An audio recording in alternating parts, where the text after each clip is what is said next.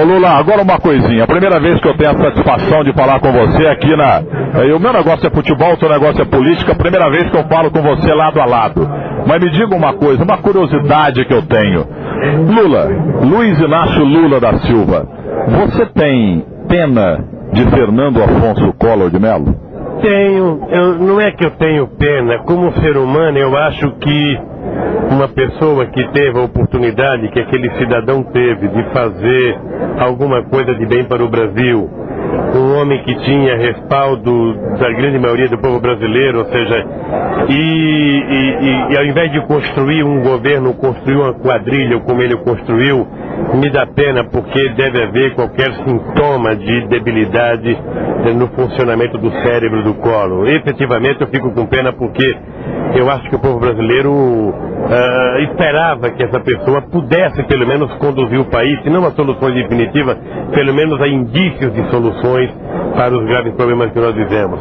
Lamentavelmente a ganância, a vontade de roubar, a vontade de praticar corrupção fez com que o Collor jogasse o sonho de milhões de brasileiros por terra.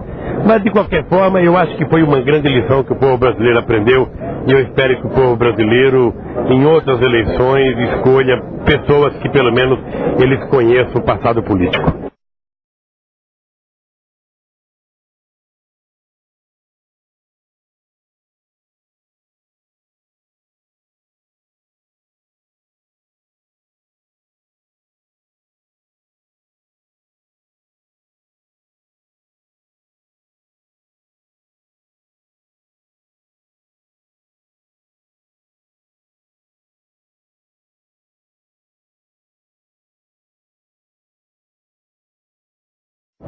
Uma pessoa que teve a oportunidade que aquele cidadão teve de fazer alguma coisa de bem para o Brasil, um homem que tinha respaldo da grande maioria do povo brasileiro, ou seja, e ao invés de construir um governo, construiu uma quadrilha como ele construiu, lamentavelmente a ganância, a vontade de roubar, a vontade de praticar corrupção fez com que o jogasse o sonho de milhões de brasileiros por terra.